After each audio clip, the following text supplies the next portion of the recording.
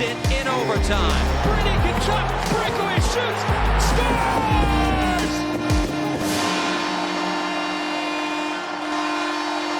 Welcome to Sens Talk. My name is Brandon and I am your host. Today is Free Agent Frenzy Day, and Ottawa kicked it off with two defenseman extensions. We'll start off with Erik Brannstrom, who extends on a one-year, $2 million deal. He will be an RFA next year, so effectively Ottawa has control over him for the next 2 years. However, it's interesting that the team did not commit to him long-term again. He is 23 years old, so he's still young, and I would have figured that Ottawa, especially giving up Mark Stone to acquire this guy, would have locked him down by now, at least for multiple years. This is the second straight season in a row that Erik Brannstrom has received a one-year contract extension. Frankly, I'm shocked. I thought they would have committed to him for at least 2-3 years. He gave them solid minutes last year, especially defensively, as we'll get to in a minute. He was fantastic, and I think this guy deserves at least 2-3 years at $2 million. That would have been a great deal. But once again, he is an RFA next year, so you essentially have control over him for the next couple of years anyways. I just think it's very notable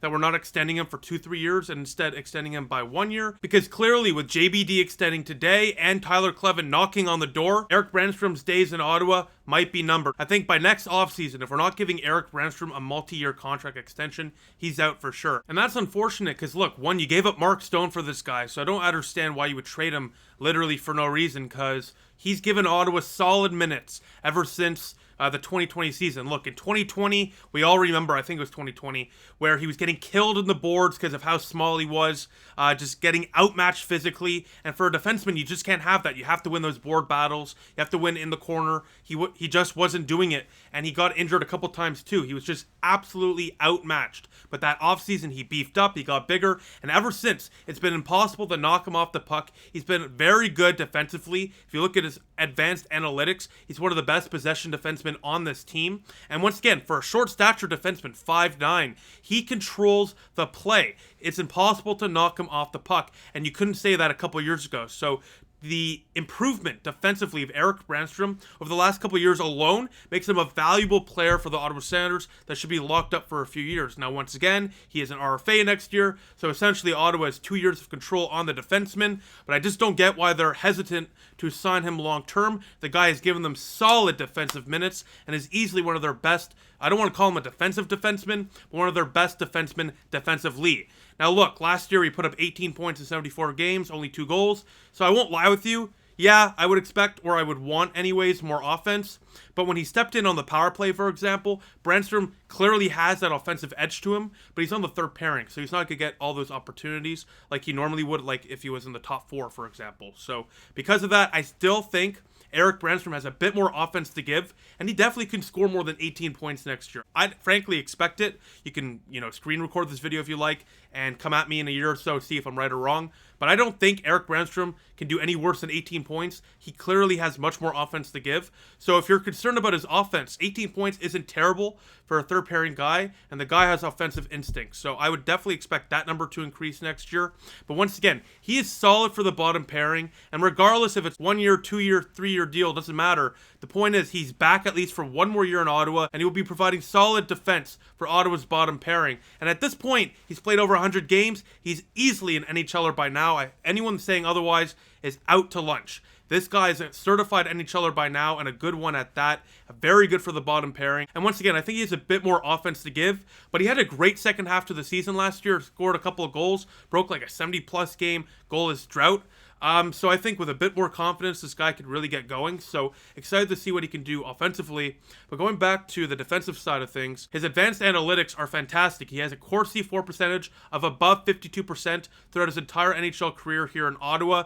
If you're above 50%, that means more often than not you're controlling the possession while on the ice, which is safe to say that Erik Brannstrom is a fantastic defender, because even when he was quote-unquote struggling, he was still at above 50% on the CF+. So because of that, this guy, advanced analytically speaking, and with the eye test, has improved tenfold. And I'm really excited to see what he can do next year. And hopefully after that, he can finally earn a multi-year contract extension with Ottawa. Because I think Erik Brannstrom is a valuable player for the Sens for years to come. If this guy's going to make $2 to $3 million, that's exactly what you want on your bottom pairing. It's cost effective. The guy has a bit of offense to give. And defensively, you're not worried throwing him out there on the ice. Now with that, let's get to the next Senator defenseman we signed today, Jacob Bernard-Docker, who extended for 2 years on a one-way deal. Congrats to JBD getting a full-time NHL opportunity here. It's a $1.6 million deal in total at $805,000 per season. Now in his entire NHL career, JBD has played in 32 NHL games,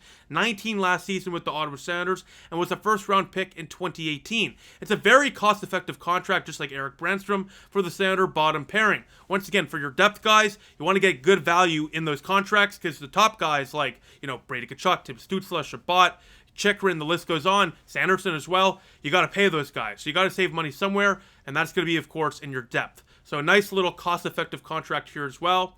But more importantly, JBD can give this team 10 to 12 minutes every single night. He's reliable enough defensively. He's still young, though, so there will definitely still be mistakes.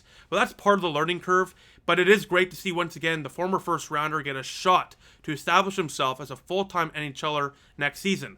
Hopefully he can start contributing a little bit more offensively. He has like 2 points in those 32 games. So yeah, a little more offense would be great as well. But as a two-way defenseman, JBD is solid. He has good ability to get the puck up at least. And defensively, he's not getting blown out there. So at the end of the day, I think this is a solid piece of work here for Pierre Dorion. To sign Erik Brannstrom for 1 year at least at a cost-effective rate will give some assurance for the bottom pairing where it's a little bit weak right now. And then JBD gets a real shot at the National Hockey League, which is so exciting for me. Once again, former first-round pick. Great to see him working out here and finally getting a shot. So congratulations to both, and welcome back to Ottawa. Now, the last thing I want to mention, because it's 11:55 right now. Free agency is about to start, and of course, if Ottawa makes the moves, we will be here on youtube.com/SensTalk to break it down for you. But here are some free agent targets I want Ottawa to acquire just before I let you guys go. So some forwards I would look at is Tyler Bertuzzi and Matt Duchene, especially if you trade Alex DeBrincat today. I think Duchene, he scored like 80 points last year at $5 or $6 million. That'd be fantastic. Bertuzzi at a similar rate would be great because he's a physical player, and having him in that top six with Tkachuk would be elite. Daniel Sprong scored 20 goals last year with the Seattle Kraken, has been fantastic ever since his time in Washington. I would love to bring him in for that third line with Ridley Gregg and Shane Pinto. I think it would be disgusting. He would provide some good offensive ability there for the third line. Desperately, Ottawa needs some offense in the bottom six. Noel Acciari is another player. He has some offense to give. Very physical, though. Bit of a gritty guy, too. Could definitely throw the gloves down. So I like him. Dylan Hathaway is another player similar to Acciari. Physical, can contribute a bit offensively, and can absolutely fight. Connor Brown, who's been linked to the Edmonton Oilers and Toronto Maple Leafs, former Ottawa Senator, of course, is somebody I would be interested in as well. He's a solid middle six forward. You can put him on the second line or on the third line, and I'd love to see downtown Connor Brown back in the Senator red and black. Now for defensemen, look, we just signed two of them just now. Don't really expect Ottawa to be active on the defensive market, but a Scott Mayfield from the New York Islanders, for example, would be really attractive to me. Was top 10 last year in blocks. Very tough defenseman, and it never hurts to have a bit of grit and sandpaper on your blue line. And in net, at goaltender, Jonas Korpisalo, Freddie Anderson, and Semyon Varlamov are three attractive options for me. I think Korpisalo, at 29 years old, could be perfect. He's still young. He's looking for a full-time NHL role, and he can get that here in Ottawa. And as well, he's not going to look for 5-6 years. It's probably going to be a bit of a bridge, 2-3 year type of deal. So because of that, I think it's a perfect fit. But the same could be said for Freddie Anderson on a 2-year deal. Very good goaltender when healthy, and Varlamov in 13 out of his 15 NHL seasons has had above 910 save percentage. So those are three great options there. I think a tandem between one of those three and, of course, Anton Forsberg would be solid next year. But overall today, if you could sign Daniel Sprong, Noel Acciari, and Jonas Korpisalo, I'm a happy camper. But let me know what you think in the comment section down below and who you want the Ottawa Senators to sign. Besides that, I will see you probably later today when Ottawa makes some signings. So thank you all for watching, and I'll see you very, very soon, I'm sure. Go Sens go.